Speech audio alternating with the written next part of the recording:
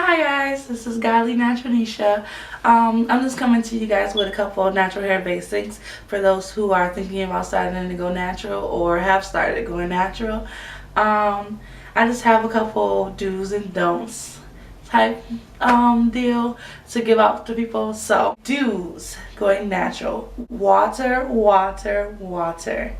I know when I was relaxed and when I was not natural, water was like the enemy, hiding your hair when it's raining, or not going swimming and things like that. But as being a natural sister, you have to have water. You don't want frizz, you don't want dryness, you don't want breakage. You want your hair to grow and be healthy. So I say water, water. Well, I encourage everyone to wash your hair at least once a week. It is so important to hydrate your hair and give it the moisture and all the great things that it needs. When it comes to washing hair, a lot of naturals use the co-wash method. Co-wash meaning conditioner wash. So you're washing your hair, you're not exactly using shampoo, but you're using conditioner in your washing regimen. So this helps your hair to get all the moisture back in it, to get strengthened again, and it just makes your curls really healthy and happy. Yeah, I wash my hair once a week. Some people do wash their hair twice a week. Some naturals wash their hair every day. I personally wash my hair once a week. So another do would be protective styles. Protective styles, twist outs, braid outs, just getting your hair braided. Some people like to wear wigs, things that cover your hair and protect your hair from being out in the open. When I'm doing hairstyles, protective hairstyles, I use the lock method. Lock method is liquid. So the L stands for liquid. Liquid would be water or leave-in conditioner. Most of the time I use both, water and leave-in conditioner. O for oil. There's different types of oil people use. There's olive oil, castor oil, coconut oil is a lot of people's favorite. I personally use olive oil just because I'm a little cheaper. And then the C for lock is cream. Right now I use Shea Moisture Curl Enhancing Smoothie, but there's different types of creams and defining creams out there that you guys can try. So yeah, that's lock method, LOC, liquid, oil, cream. And you do it in that order whenever you're doing a protective style. Another do would be deep conditioning. I am working on deep conditioning at least once every 2 weeks. I'm trying to get that together. I'm trying to get my regimen together. But yes, I would encourage deep conditioning every 2 weeks.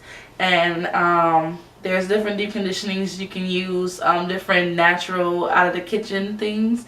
There's different products that you can buy that are already deep conditioned. Everything's put in there already for you, and you can do those. Natural, don't be afraid to try something new. Being natural is new, so don't be afraid to watch YouTube videos like mine or get any ideas and be creative. You never know what works for you until you try it. Some people are able to do twist outs that work perfectly for the hair, and others can only do braids or can do both. You have to try different hairstyles out and different techniques to see what works for your hair.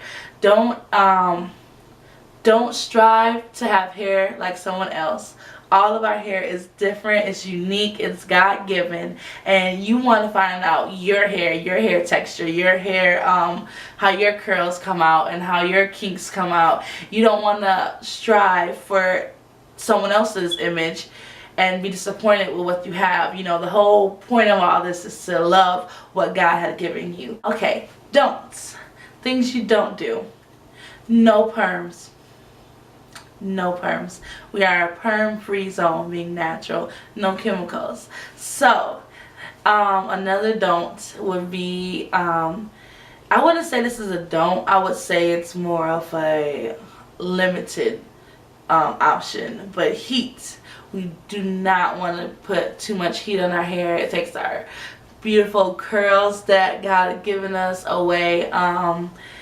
But me, I have only put heat to my hair once in my whole natural hair journey, and I've been natural for a year and a half. I put heat in my hair once, and I've been natural for a year and a half.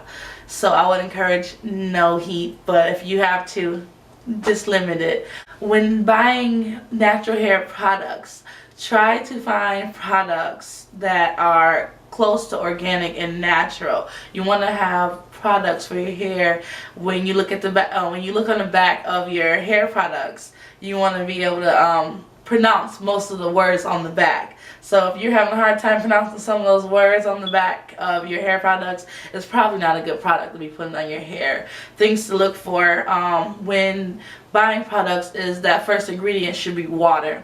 When you see that first ingredient is water and the next four ingredients are able to be pronounced, then you know that you have a good product for your natural hair.